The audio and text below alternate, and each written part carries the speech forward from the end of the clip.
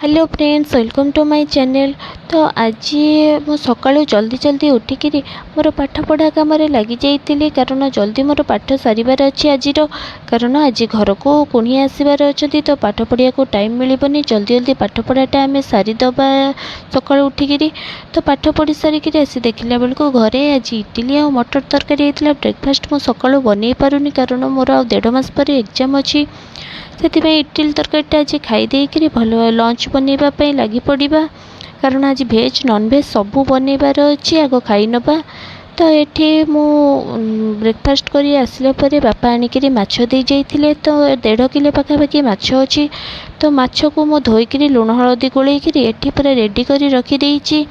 तापर ये पोटल कषा करने पोटल आलू सब जाक मु काटी नहीं। तो आज पोटल कषाटा करदे तापर माछ करवा। तो सेपटे मु पोटल को भाजी भुजी देकर रखीदे आसी एपटे मु माछ करवा भाजियापी कड़े गोटे बसई नहीं। तापर से सोरिष तेल पकईकि भल भाव में गरम करने छाड़ी देती। आम घरे नॉनवेजटा रोसई घरे कराएनी से आम ये बाहर गोटे चुली करके नॉनवेज करूँ से बाहर आमर नॉनवेज कराए। प्रायतः समस्त नॉनवेज बाहर ही कराए, रोसई घरे अलाउ न था नॉनवेज्र। तो ये आम मछटा को भल भाव में फास्ट भाजी नवा। तेलटा आमर बढ़िया से गरम हो गला लगुच। आ देखो एपटे मो माछ रखीदे। एबे धीरे धीरे कि गोटे गोटे माछ को पकई ना नहले माछटा फुटे। आ माछ फुटिले तेल छिटके आ तेल छिटकले फोटका हरिका हो जाए। मोर बहुत थर भी एमती फोटका माछरू तेल छिटकिकी हो जाए। तो धीरे धीरे कि मु पकई नेबी। तो तेल रे जेकोसी जिनिस पकड़ मत डर लगे से मुझे दूरे रही पकए। तो फास्ट भल भाव में आम माछ गुड़ा को भाजी नवा। 1.5 किलो पाखापाखि माछ अच्छी, बहुत टाइम लगे निहाती 1 घंटा पाखापाखि। तेणु माछ गुड़ा को आग प्रथमे भाजी नवा, माछ तरकारीटा करनवा। तापर आमर भेज जहाँ अच्छी बनइबा ना कुणिया भी आसिक जल्दी पहुँची जाए कारण राखी पूर्णिमा मो पीस हरिका आज आसबे। तो ये मो माछ गुड़िक पकई सारापर गोटे पट साइड लगुच हो गला। माछ उल्टेबाटा सतरे भारी कष्ट, मु उल्टे पारे किंतु जहाँ भी आज करने को पड़ो चेष्टा करी जहाँ भी माछटी को भलसे उल्टाइबापी जमती भांगी न जाए और भल भाव में उल्टी जाए से मु ट्राए करी। लगुच गोटे साइड हो गला माछ को उल्टे नवा। तो माछ उल्टो उल्टो देखा भांगो कि नहीं। तो धीरे धीरे कि उल्टे नेबी। तो ये मो माछ गुड़ी को देखूँ उल्टा उल्टी करने भितर गोटे साइड भांगी गला।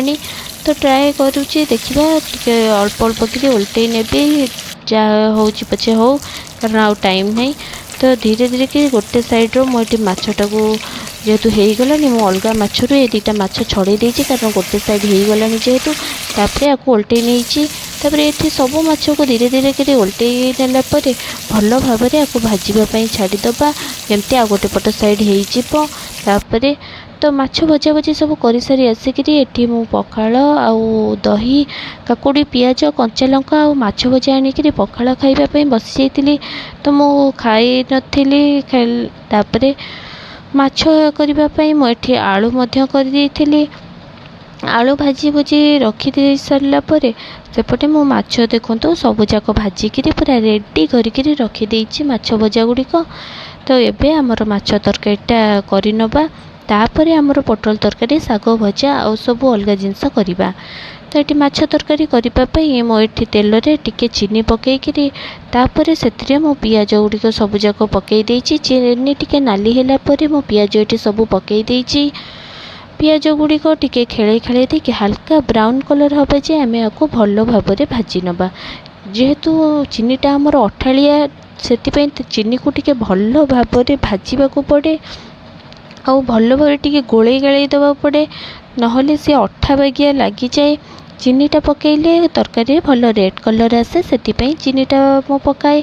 तापर ये अदा रसुण पेस्ट पकई देइछि। अदा रसुण पेस्ट पकई सारिकी आपको भल भाव में कषापी छाड़ी देइछि। टिके मो पानी देइथिले तेणु पानीटा भल भाव में फुटियापी ये छाड़ी देखो पानीटा बहुत भल भाव में फुटीगलानी। आपको भल भाव में पानी मरिया जाए भल भाव में आम आपको कषिदबा। तो पानीटा मरीगलानी आउ टिके टिके तेल छाड़ा मसलू स्टार्ट करदे। देखो साइड रे तेल गुड़िक ଛାଡ଼ିଛି ଜଣା ପଡ଼ିଯାଉଛି ପୁରା। ତାପରେ ଟିକେ ମୁଁ ପାଣି ଦେଇଛି। ପାଣି ଦେଇକରି ଆହୁରି 5ରୁ 10 ମିନିଟ୍ ଭଲ ଭାବରେ ଟିକେ ମସଲାକୁ କଷି ନେବି। କଷି ସାରିଲା ପରେ ତାପରେ ମୁଁ ଏଥିରେ ଯେଉଁ ଆଳୁ ଗୁଡ଼ିକ ସବୁ ଯାକ ଭାଜିକିରି ରଖିଥିଲି ତାକୁ ମୁଁ ପକାଇକିରି ତାକୁ ଭଲ ଭାବରେ ଗୋଳେଇ ଗାଳେଇ ଦେବି। ଦେଖନ୍ତୁ ଆଳୁ ଏଠି ମୁଁ ପକାଇ ସାରିଲିଣି। ଆକୁ ଗୋଳେଇକିରି ଚାଲନ୍ତୁ ଫଟାଫଟ ତରକାରୀଟା ଆମେ ସାରିଦେବା। ଏଠି ମୁଁ ମାଛ ତରକାରୀଟା କରିସାରିଛି। ମାଛ ତରକାରୀର ମୁଁ ଅଲଗା ରେସିପି ମଧ୍ୟ ସେୟାର କରିଛି, ଆପଣ ନିହାତି ଭାବରେ ମୋ ଚ୍ୟାନେଲରେ ଦେଖିବେ। ତ ଏଠି ମାଛ ତରକାରୀ ସରିଗଲା ପରେ ମୁଁ ଏଠି ପୋଟଳ ତରକାରୀ ପାଇଁ ମସଲା ଏଠି କଷି ନେଇ ପୋଟଳ ଗୁଡ଼ିକ ପକାଇକିରି ଭଲ ଭାବରେ କଷି ଦେଇଛି। ଯେହେତୁ ମୁଁ ପୋଟଳ ଆଉ ଆଳୁ ଆଗରୁ ଭାଜିକିରି ରଖିଥିଲି ତ ପୋଟଳ ପକାଇକିରି କଷି ଦେଇଛି। ଆଉ କୁଣିଆ ମଧ୍ୟ ଆସିକିରି ପହଞ୍ଚିଗଲେଣି, ତ ତାଙ୍କୁ ଯିବା ଖାଇବା ପିଇବାକୁ ଦେଇଦେବା। ରୋଷେଇଟା ଜଲ୍ଦି ସାରିଦେବା। ଆଉ ଆପଣମାନଙ୍କୁ ଯଦି ମୋ ଭିଡ଼ିଓଟି ଭଲ ଲାଗିଥିବ ଲାଇକ୍ ସେୟାର ଆଣ୍ଡ ସବସ୍କ୍ରାଇବ୍ କରିନେବେ। ତ ଦେଖନ୍ତୁ ଏଠି ଆମର ପୋଟଳଟା ହେଇଗଲାଣି ତରକାରୀଟା। ଆଗ ଖିଆପିଆ ଜଲ୍ଦି ସାରିଦେବା। ଆସିକିରି କୁଣିଆ ପହଞ୍ଚି ସାରିଲେଣି।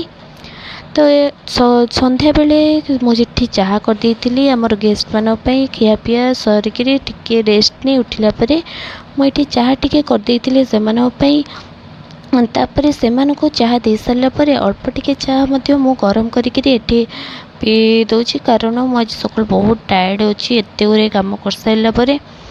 ଆପଣମାନଙ୍କୁ ଯଦି ମୋ ଭିଡ଼ିଓଟି ଭଲ ଲାଗିଥିବ ତାହେଲେ ନିହାତି ଭାବରେ ଲାଇକ୍ ସେୟାର ଆଣ୍ଡ ସବସ୍କ୍ରାଇବ୍ କରିବେ।